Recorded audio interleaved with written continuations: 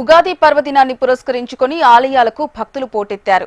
ఇంద్రకీలాద్రిపై కొలువైయున్న శ్రీ దుర్గా మల్లేశ్వర స్వామివార్ల దర్శనానికి వివిధ రాష్ట్రాల నుంచి పెద్ద సంఖ్యలో భక్తులు తరలివస్తున్నారు.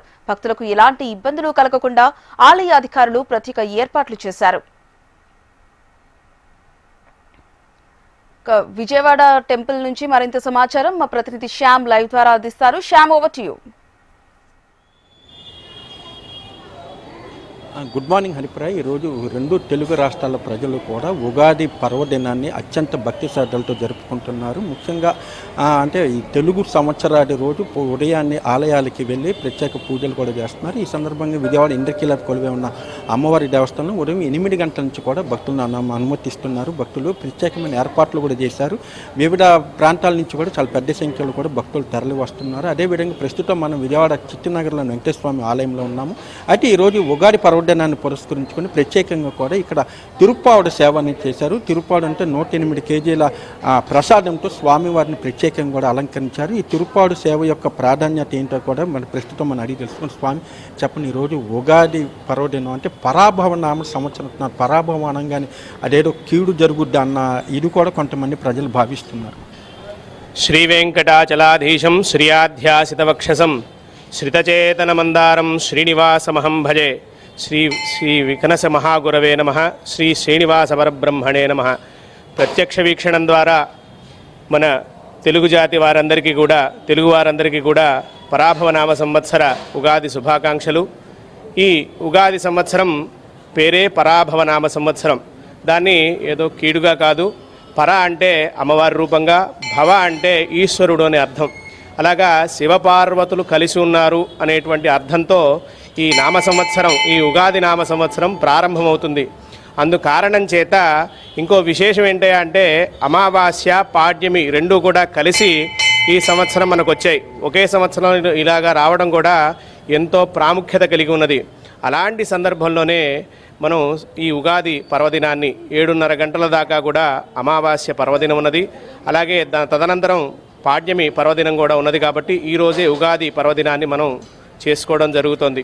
అలాగా షడ్రుచులతో కలిసినటువంటి ఈ ఉగాది అందరి జీవితాల్లోనూ కూడా తీపి, కారం, ఉప్పు, పులుపు ఇట్లా అన్నీ కూడా సమ్మిళితంగా ఉండాలని, కష్టం, నష్టం, సుఖం, దుఃఖం అన్నీ కూడా సమ్మిళితంగా మనకు భగవంతుడు ఇవ్వాలని, పూర్వజన్మ సుకృతాలన్నింటినీ కూడా పోగొట్టి మనకి చేసుకున్నటువంటి సాలోక్య, సామీప్య, సారూప్య, సాయుధ్యం అనేటువంటి మోక్షాన్ని కూడా మనకి ఇవ్వాలని భగవంతుణ్ణి ఆశిస్తూ ఈ ఉగాది నామ సంవత్సరాన్ని మనం ఎంతో విశిష్టంగా జరుపుకుంటున్నాం. అలాగే మన శ్రీ పద్మావతి గోదాదేవి సమేత శ్రీ గరుడాచల స్థిత వెంకటేశ్వర స్వామివారి దేవాలయంలో కూడా స్వామివారికి ప్రతి సంవత్సరం కూడా తిరుప్పావడ సేవ అనేటువంటి విశేషమైనటువంటి కార్యక్రమాన్ని మనం ఇక్కడ 108 కేజీలతో స్వామివారి పులిహార ప్రసాదంతో ఆ స్వామివారి రూపాన్ని వేసి ఆ వచ్చినటువంటి దాతలు ఇచ్చినటువంటి దాతలకు కొద్దిగా ప్రసాదం ఇచ్చి మిగతా ప్రసాదాన్ని ఎవరైతే భక్తులు వచ్చి స్వామివారి ప్రసాదాన్ని అలాగే ఈ ఉగాది పచ్చడిని కూడా స్వీకరిస్తారో వారికి కొద్దిగా ప్రసాదం కూడా మనకు స్వామివారి రూపంతో వేసినటువంటి ప్రసాదాన్ని ఇవ్వడం ఎంతో విశేషంగా ఉన్నది. అలాగే స్వామివారి మూలవరులకు కూడా వజ్రకవచ అలంకారంతో స్వామివారి దేదీప్యమానంగా మనందరికీ కూడా దర్శనమిస్తున్నారు. అలాగే స్వామివారి విశిష్ట్యాన్ని ఇంకా వైభవాన్ని పెంపొందించడానికి మా కమిటీ సభ్యుల అలాగే భక్త బృంద సభ్యులతో పాటుగా మేము ఇక్కడ విష్ణు సహస్రనామ పారాయణంతో పాటుగా ఇవన్నీ కూడా కార్యక్రమాలన్నీ కూడా ఈరోజు జరిపించడం జరుగుతుంది.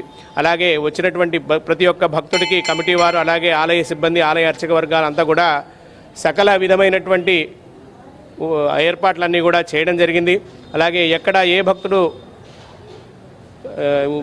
ఇబ్బంది పడకుండా ఉండడం కోసమని క్యూ లైన్లో తాగునీరు కానీ, ప్రసాద వితరణ దగ్గర 3-4 ఉండడం కానీ, ఇలాగా ప్రతి ఒక్కరికి ప్రసాదం అందేటట్టుగా ప్రతి ఒక్కరికి తగినటువంటి విధంగా ఏర్పాట్లు అనేది చేయడం జరిగింది. అలాగే ఇట్లాంటి అవకాశాన్ని భక్తులు మనకిచ్చినందుకు మేము దాన్ని సార్థకత చేకూర్చుకుందామని, అలాగే ఈ ఉగాది అందరికీ కూడా శుభాన్ని ఇవ్వాలని హెచ్ఎంటీవీ ద్వారా వీక్షిస్తున్నటువంటి ప్రతి ఒక్క భక్తులకి కూడా ఈ పరాభవనామ సంవత్సర ఉగాది శుభాకాంక్షలు. జై శ్రీమన్నారాయణ. ఈ సంవత్సరం ఎలా ఉండాలని ఆశిస్తున్నారు? ఈ సంవత్సరం తెలుగు ప్రజలందరికీ కూడా అలాగే దేశ ప్రజలందరికీ కూడా మంచి జరగాలని.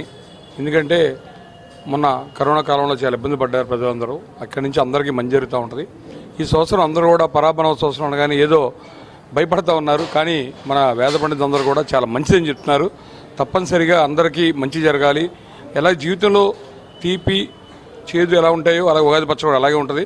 కాబట్టి అందరికి కూడా ఆ అయ్యవారు, అమ్మవారు, అలాగే దేవదేవత అందరూ కూడా, తెలుగు ప్రజలందరూ కూడా ఆశీస్సులు ఉండాలని, అలాగే మీ హెచ్ఎండి వారికి కూడా మనస్ఫూర్తిగా మేము మా గుడి తరపున మేము వారికి దేవస్థానం తరపున వారికి ధన్యవాదాలు తెలియజేసుకుంటాం. అంటే మొత్తం మీద చూసుకుంటే ఈరోజు తెలుగు సంవత్సరాన్ని మాత్రం అత్యంత భక్తి శ్రద్ధలతో జరుపుకుంటున్నారు.